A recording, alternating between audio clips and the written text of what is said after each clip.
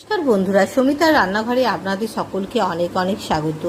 আজ আমি বানাতে চলেছি হাঁস ডিমের তেল ঝাল। প্রথমে কড়াইতে সর্ষের তেল নিয়ে তাতে চিনি হাফ চামচ দিলাম। চিনি বুদবুদ হয়ে উঠলে শুকনো লঙ্কা, তেজপাতা, এলাচ দুটো, লবঙ্গ দুটো ও দারচিনির ফোড়ন দিয়ে 1 চামচ পেঁয়াজ বাটা, হাফ চামচ রসুন বাটা দিয়ে ভালো করে নেড়েচেড়ে হাফ চামচেরও কম আদা বাটা দিয়ে ভালো করে মশলাটা ভেজে নেব।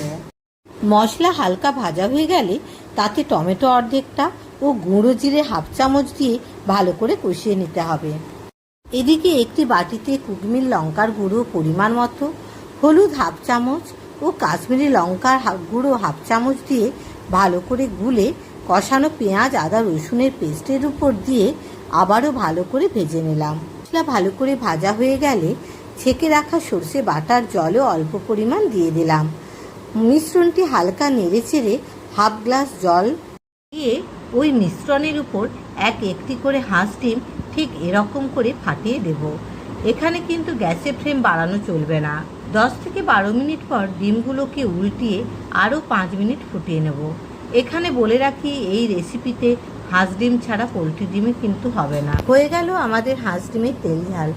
বন্ধুরা, রেসিপিটি ভালো লাগলে অতি অবশ্যই লাইক ও সাবস্ক্রাইব করবেন।